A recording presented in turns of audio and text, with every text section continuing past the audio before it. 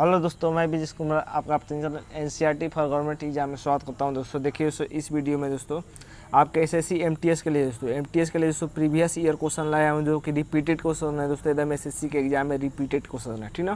तो एकदम उम्मीद है दोस्तों कि यहाँ से एकदम क्वेश्चन आपके 4 से 5 क्वेश्चन एकदम फंसने ही वाले हैं। तो एकदम अगर आप जा रहे हैं एग्जाम देने दोस्तों, तो एकदम देख कर इसको जाइए, आपके लिए एकदम फायदेमंद होगा, ठीक है। तो चलिए दोस्तों स्टार्ट करते हैं। पहला क्वेश्चन देखते हैं। एकदम रिपीटेड क्वेश्चन है दोस्तों, 35 प्लस क्वेश्चन मैंने लिया है, ठीक है ना। क्वेश्चन देखिए एकदम सभी एसएससी के एग्जाम में पूछे हुए क्वेश्चन है। तो देखते हैं दोस्तों पहला क्वेश्चन है दोस्तों कि किस देश के साथ भारत की सबसे लंबी अंतर्राष्ट्रीय सीमा लगी हुई है। महत्वपूर्ण क्वेश्चन है कि किस देश के साथ सबसे लंबी सीमा लगी हुई है दोस्तों। देखिए एसएससी के एग्जाम में पूछा हुआ है। नेपाल, पाकिस्तान, चीन की बांग्लादेश। क्या हो जाएगा दोस्तों पहले का आंसर? तो पहले का आंसर हो जाएगा दोस्तों ऑप्शन नंबर डी, बांग्लादेश के साथ दोस्तों अंतर्राष्ट्रीय सीमा सबसे लंबी लगी हुई है, ठीक ना। सबसे कम अफगानिस्तान के साथ लगी हुई है, ये भी याद रखिएगा।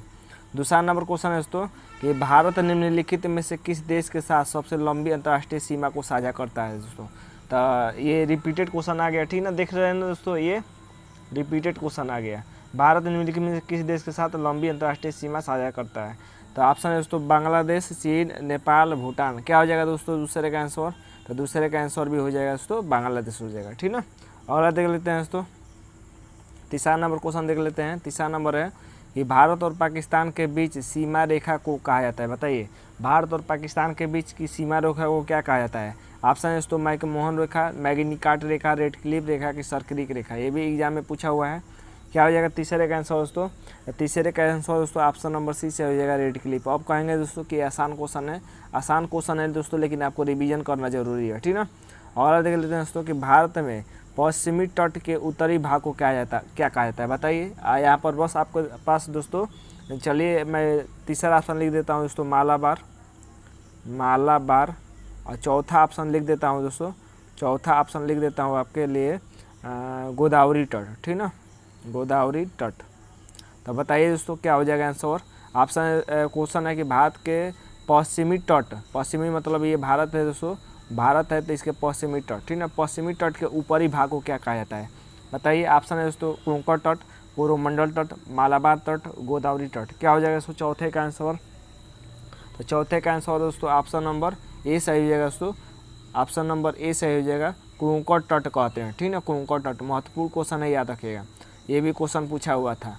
अगला देख लेते हैं पाँचवा नंबर, ये भारत के दक्षिणी सिरे का क्या नाम है। बताइए अंतरिम पॉइंट, इंदिरा पॉइंट, दार्शनिक पॉइंट की प्रकाश पॉइंट। क्या हो जाएगा पाँचवें का आंसर दोस्तों? तो पाँचवें का दोस्तों ऑप्शन नंबर बी से हो जाएगा दोस्तों, इंदिरा पॉइंट कहते हैं, ठीक ना। सब पूछा हुआ क्वेश्चन है। अगला देख लेते हैं दोस्तों 6 नंबर, यदि गुहार मोती पूर्व में है, यदि गुहार मोती पूर्व में है तो सियाचिन ग्लेशियर उत्तर में है, तो दक्षिण में क्या है दोस्तों। तो यहाँ से एक क्वेश्चन भी बनता है दोस्तों कि गुहार मोती कहाँ है दोस्तों, पूर्व में है, ठीक ना। सियाचिन ग्लेशियर कहाँ है दोस्तों, उत्तर में है। तो दक्षिण में क्या है दोस्तों, कुतानंद, कन्याकुमारी, रामेश्वरम की इंदिरा पॉइंट। क्या हो जाएगा शीश का आंसर? देख रहे हैं ना क्वेश्चन सभी रिपीटेड है। तो शीश का क्या हो जाएगा दोस्तों ऑप्शन नंबर डी से हो जाएगा दोस्तों इंदिरा पॉइंट है, ठीक ना। अगला देख लेते हैं दोस्तों 7 नंबर है कि पाकिस्तान यानी पाक जल डमरू मध्य तथा मन्नार की खाड़ी द्वारा निर्मित तंग समुद्री जलमार्ग के कारण इनमें से कौन सा देश भारत से अलग स्थित है दोस्तों। तो कौन सा भारत से अलग स्थित है? बांग्लादेश, म्यांमार, श्रीलंका के पाकिस्तान। महत्वपूर्ण क्वेश्चन है। क्या हो जाएगा 7 का आंसर दोस्तों? तो 7 का दोस्तों ऑप्शन नंबर सी से हो जाएगा दोस्तों श्रीलंका दोस्तों पाक जल डमरू मध्य और मन्नार की खाड़ी से दोस्तों निर्मित तंग अलग है, ठीक ना, ये अलग है। ये भी पूछता है दोस्तों कि पाक जल डमरू मध्य किससे जुड़ा हुआ है दोस्तों, तो श्रीलंका से ही जुड़ा हुआ है। सब एसएससी के एग्जाम में पूछा हुआ है। अगला देख लेते हैं 8 नंबर, ये भारत में सबसे छोटा दिन कब होता है। बताइए महत्वपूर्ण क्वेश्चन है। 22 दिसंबर, 21 मार्च, 22 जून की 23 दिसंबर। क्या हो जाएगा 8 का आंसर दोस्तों? तो 8 का दोस्तों ऑप्शन नंबर ए से हो जाएगा दोस्तों 22 दिसंबर को सबसे छोटा दिन होता है, ठीक ना, भारत में। अगला देख लेते हैं दोस्तों 9 नंबर है कि सियाचिन ग्लेशियर को लेकर किन 2 देशों के बीच विवाद है। बताइए भारत और चीन, भारत और अफगानिस्तान, भारत और पाकिस्तान, भारत और नेपाल। क्या हो जाएगा आंसर दोस्तों? सियाचिन ग्लेशियर को लेकर किन 2 देशों के बीच विवाद है दोस्तों। तो 9 का दोस्तों ऑप्शन नंबर सी से हो जाएगा दोस्तों, भारत और पाकिस्तान के बीच दोस्तों सियाचिन ग्लेशियर को लेकर विवाद है, ठीक ना। 9 का सी नंबर हो जाएगा। अगला देख लेते हैं दोस्तों 10 नंबर देख लेते हैं। 10 नंबर क्वेश्चन है दोस्तों कि व्हीलर द्वीप का नाम क्या है दोस्तों? व्हीलर द्वीप का नाम क्या है? ऑप्शन है दोस्तों आपके पास विक्रम साराभाई द्वीप, सतीश धवन द्वीप, अब्दुल कलाम द्वीप, सीवी रमन द्वीप। क्या हो जाएगा? व्हीलर द्वीप का क्या नाम है? अन्य नाम, ठीक ना, नया नाम पूछ रहा है दोस्तों, महत्वपूर्ण क्वेश्चन है, याद रखिएगा। 10 का दोस्तों ऑप्शन नंबर सी से हो जाएगा दोस्तों, अब्दुल कलाम द्वीप है दोस्तों व्हीलर द्वीप का नाम। अगला दे लेते हैं दोस्तों 11 नंबर है ये भारतीय महासागर में सबसे छोटा द्वीप कौन सा है? बताइए भारतीय महासागर में सबसे छोटा द्वीप कौन है दोस्तों? ऑप्शन है दोस्तों मालदीव, श्रीलंका, मॉरिशस, मेडागास्कर। क्या हो जाएगा 11 का आंसर दोस्तों? तो 11 का दोस्तों ऑप्शन नंबर ए हो जाएगा दोस्तों, मालदीव दोस्तों सबसे छोटा है, ठीक ना, भारतीय महासागर में सबसे छोटा महाद्वीप है। अगला देख लेते हैं दोस्तों 12 नंबर क्वेश्चन है दोस्तों, थोड़ा सा बड़ा है लेकिन आपको इसको मैनेज करके चलिएगा। 12 नंबर है दोस्तों कि निम्नलिखित शहरों को उत्तर से दक्षिण की दिशा के क्रम में लिखिए। तो उत्तर से दक्षिण के दिशा में क्रम में सजाना है, ठीक ना। अब आपको ऑप्शन पूरा दिखाई देगा, भुवनेश्वर है, चेन्नई है, हैदराबाद है, कोचीन है। तब लगाइए दोस्तों उत्तर से दक्षिण की ओर लगाना है, उत्तर से यानी ऊपर से नीचे की ओर लगाना है। सबसे पहले क्या आ जाएगा दोस्तों? तो सबसे पहले आपका भुवनेश्वर ही आ जाएगा, ठीक ना। तो पहले नंबर भुवनेश्वर हो जाएगा, उसके बाद दोस्तों ये हैदराबाद हो जाएगा, उसके बाद दोस्तों ये चेन्नई आ जाएगा, लास्ट में कोचीन आ जाएगा, ठीक ना, कोचीन लास्ट में आ जाएगा। तो ऑप्शन नंबर पहला सही हो जाएगा। सो ऑप्शन नंबर पहला सही हो जाएगा। ये भी एसएससी के एग्जाम में पूछा हुआ है टियर 1 में।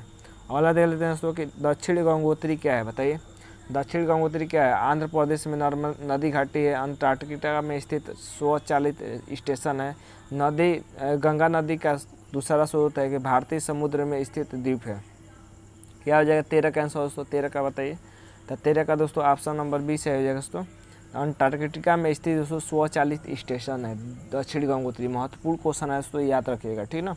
अगला देख लेते हैं दोस्तों 14 नंबर है दक्षिण गंगोत्री क्या है? बताइए फिर दक्षिण गंगोत्री के बारे में पूछिए, ठीक है। क्या है ऑप्शन है दोस्तों?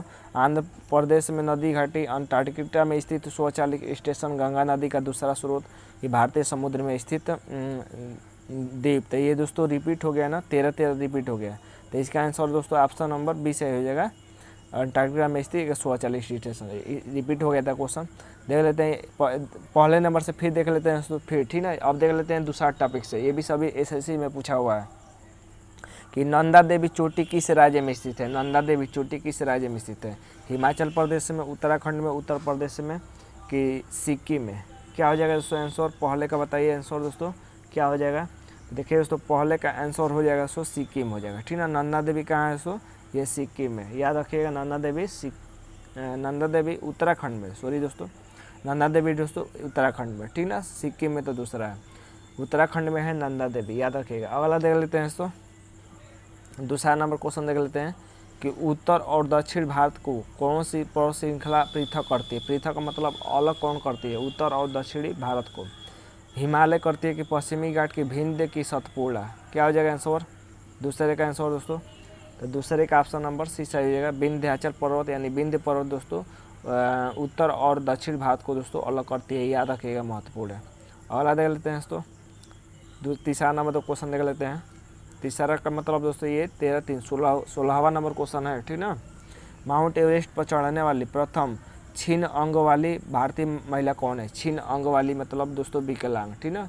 अरुणिमा सिन्हा है कि बछेंद्री पाल है कि संतोष यादव है कि प्रेमलता अग्रवाल है? क्या हो जाएगा तीसरे का आंसर दोस्तों? तो तीसरे का दोस्तों ऑप्शन नंबर ए सही हो जाएगा दोस्तों, अरुणिमा सिन्हा है, ठीक ना।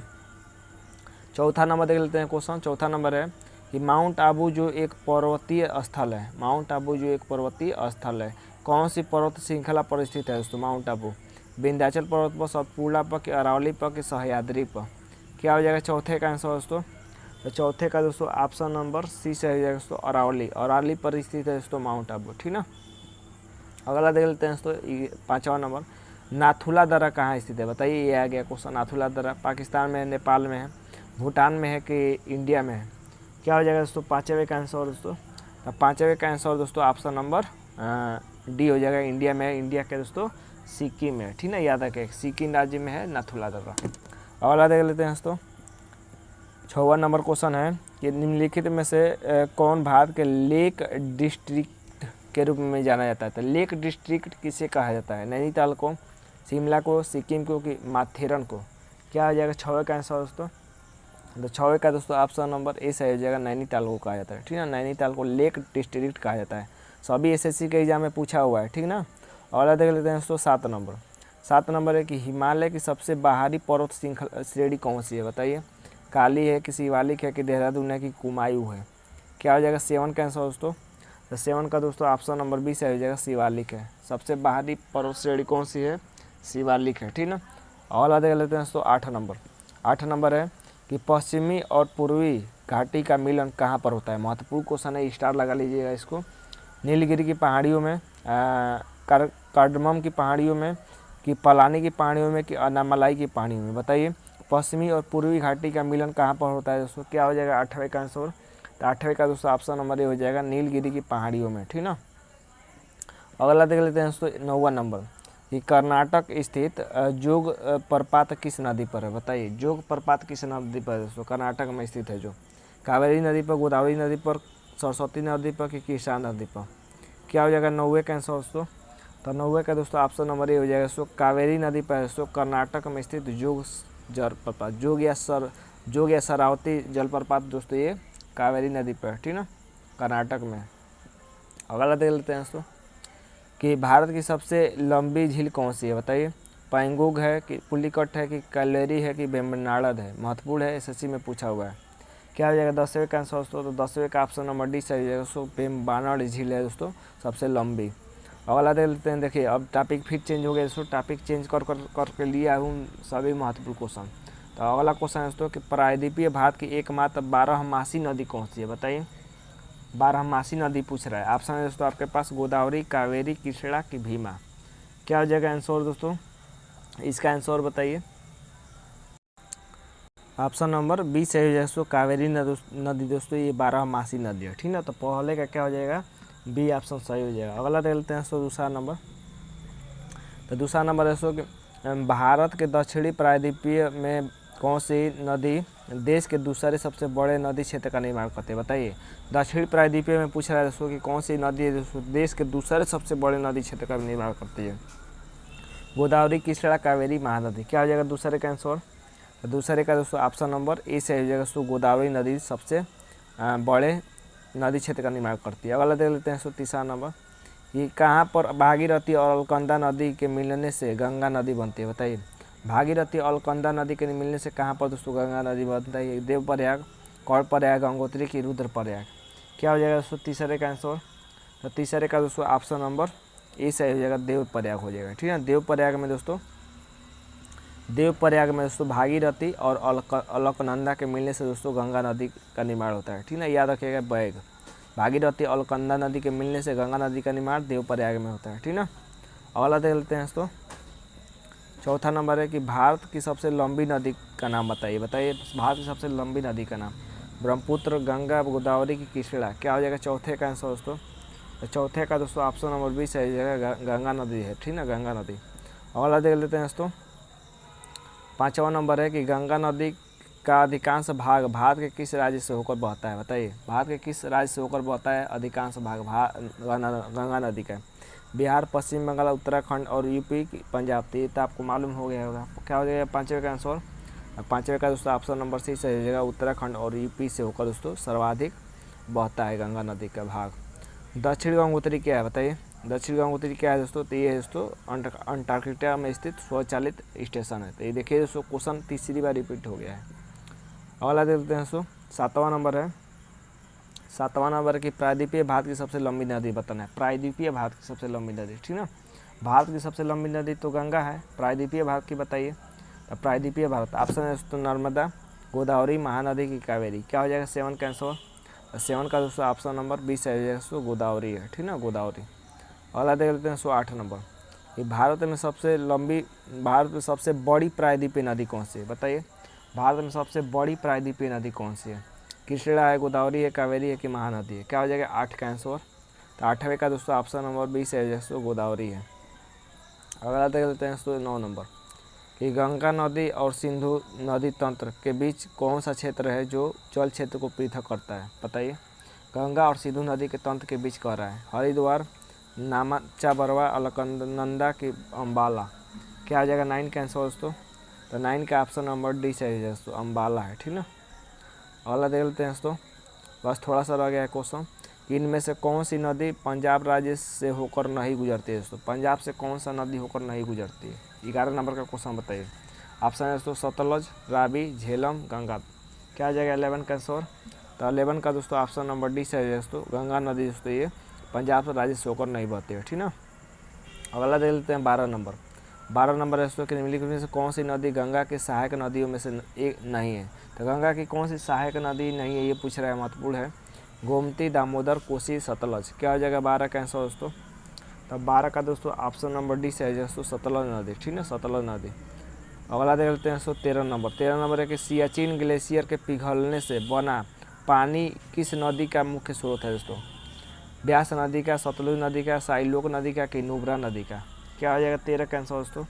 तो 13 का दोस्तों ऑप्शन नंबर डी से है दोस्तों, नुब्रा नदी का। ठीक ना, तो ये थे दोस्तों क्वेश्चन, महत्वपूर्ण क्वेश्चन थे हमारे, 35 क्वेश्चन हो गए। ठीक ना, तो उम्मीद करते हैं दोस्तों कि आपको अच्छा लगा होगा वीडियो। तो लाइक शेयर जरूर करिएगा और चैनल को सब्सक्राइब भी कर लीजिएगा। आज के लिए बस इतना ही दोस्तों, धन्यवाद दोस्तों।